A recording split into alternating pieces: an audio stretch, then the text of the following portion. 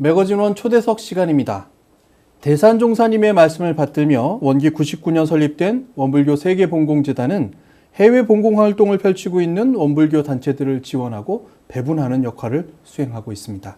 오늘은 원불교 세계봉공재단에 대해 알아보기 위해 스튜디오에 이혜진 교무님을 모셨습니다. 교무님 반갑습니다. 반갑습니다. 예. 우선 해외 봉공활동에 매진하고 계시는 분을 오늘 모셨고요. 그리고 원불교 세계봉공재단에 대해서 알아볼 텐데, 원불교 세계봉공재단은 과연 어떤 단체인지 먼저 소개를 부탁드릴까요?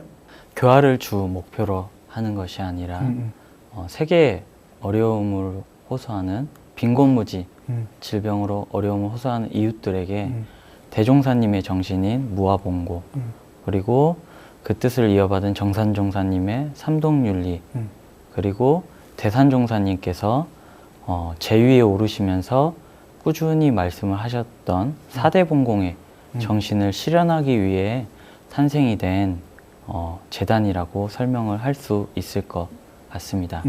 조금 더 설명을 하자면 이 사대봉공회 같은 경우는 교화교육, 자선, 훈련, 생산, 원호의 기구를 증설하셔서 이게 원활하게 돌아가면서 우리 교단이 커 나가고 하기 위해서는 봉공 활동이 필요하다. 그 봉공 활동을 하기 위해서는 이 사대봉공회가 있어야 된다. 사대봉공회 안에는 출가봉공회, 재가봉공회, 국가봉공회, 세계봉공회가 있는데요. 이 네 개들을 아울러서 이제 저희 세계봉공재단이 그 역할을 하는 것이라고 보면 될 것 같습니다.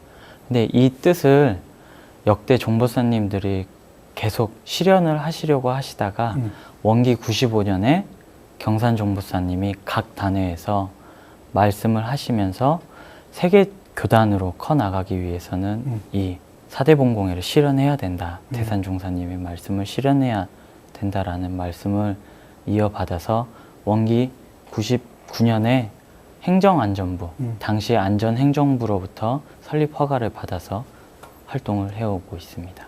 세계봉공재단은 세계봉공협의회 7개 단체를 지원하는 것으로 알고 있습니다. 함께하는 사람들, 평화의 친구들, 아프리카 어린이 돕는 모임, 청수나눔회, 한우랄운동, 삼동인터내셔널, 중앙봉공회 등인 것으로 알고 있는데 이렇게 7개 단체입니다. 실제로 어떤 역할들을 하시는지가 궁금한데 세계봉공재단의 역할은 어떤 것일까요?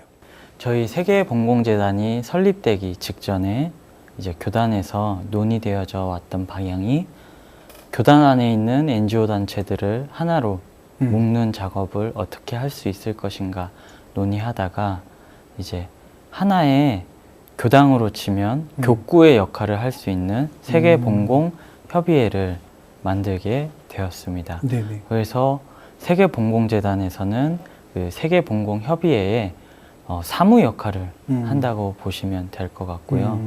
우리나라 국가에서 권장하는 KCOC나 코이카 사업이 주로 이제 인증하는 NGO 단체라고 볼 수 있는데요. 그 단체에서 나오는 재빠른 사업이라든지 그리고 법적인 효력, 변화하는 것들을 각 단체에서 알고 쉽게 대응하고 그걸 해 나가기 위해서 협의회에서는 1년에 분기마다 실무자들이 모여서 회의를 하고요.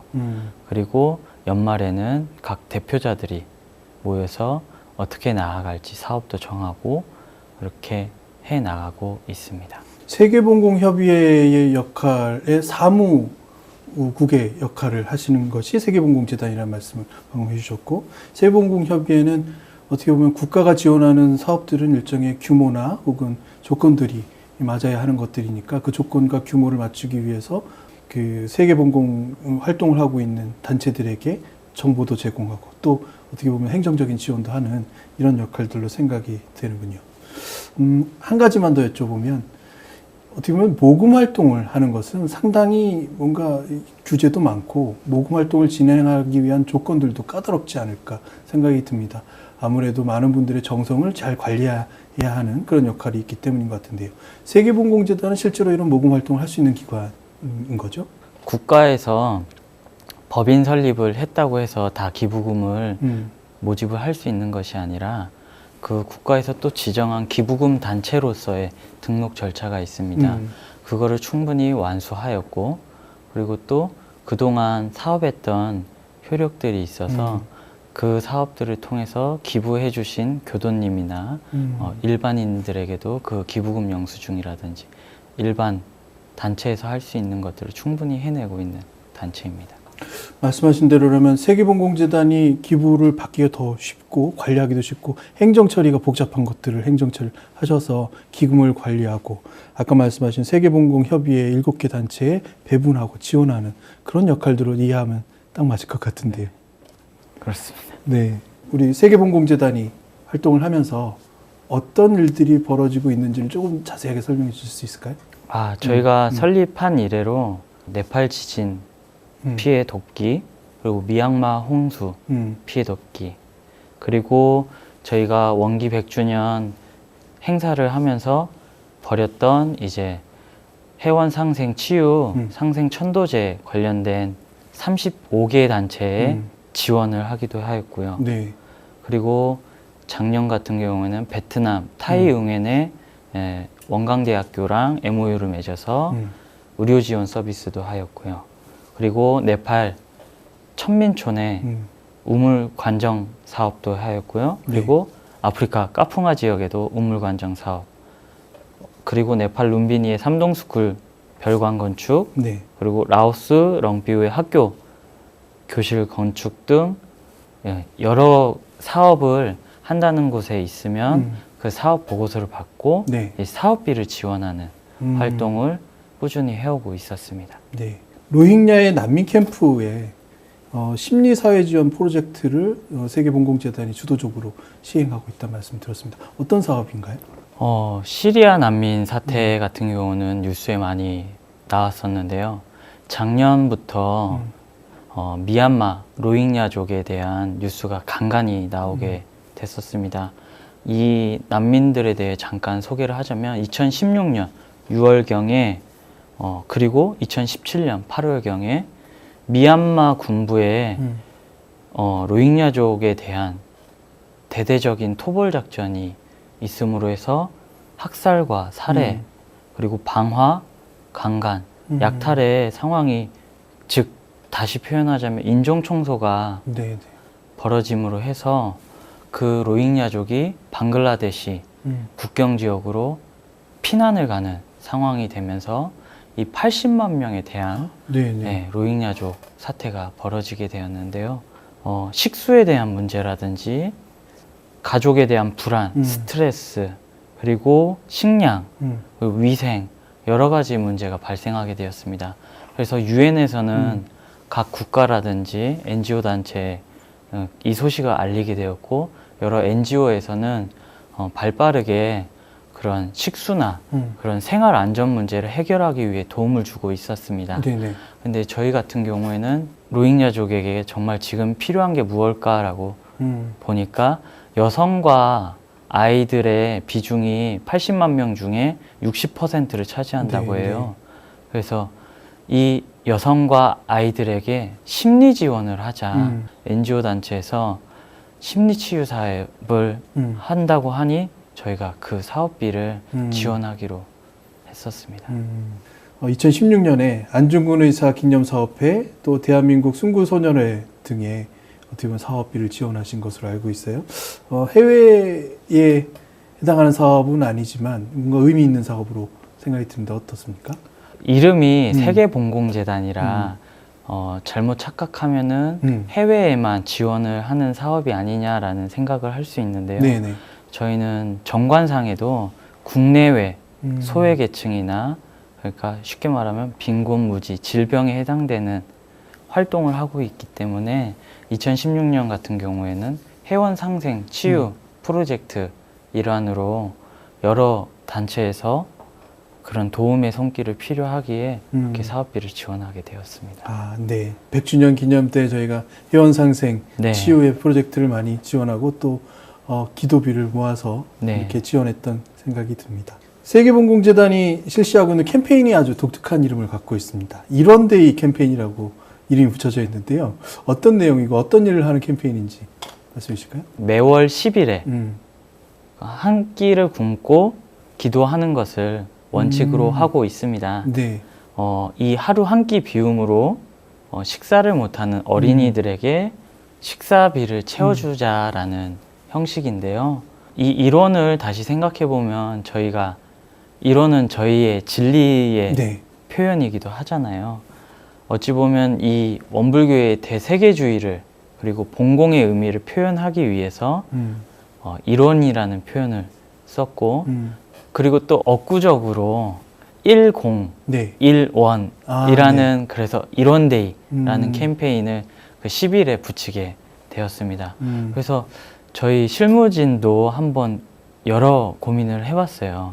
날짜는 그렇게 잡았는데 어떻게 도움을 줄 수 있을까라고 생각을 해보니까 저희 그 도움을 주기 위해서는 체험도 해봐야겠고 그리고 종교가에서 해줄 수 있는 게 염원과 기도가 아닐까라는 생각에서 그러면 10일에 한번 굶어보고 우리가 체험을 하고 그날뿐만 아니라 달에 꼭 기도를 빠지지 않고 해서 그 기도비의 정성으로 어려운 이웃에게 도움을 주자라는 캠페인으로 이렇게 2014년부터 해오고 있습니다. 1원은 1과 0. 그래서 네. 10일이 되고, 10이 되고, 그리고 매월 10일에 펼치는 캠페인이 되겠습니다. 한 끼만 좀 참으면 되나요?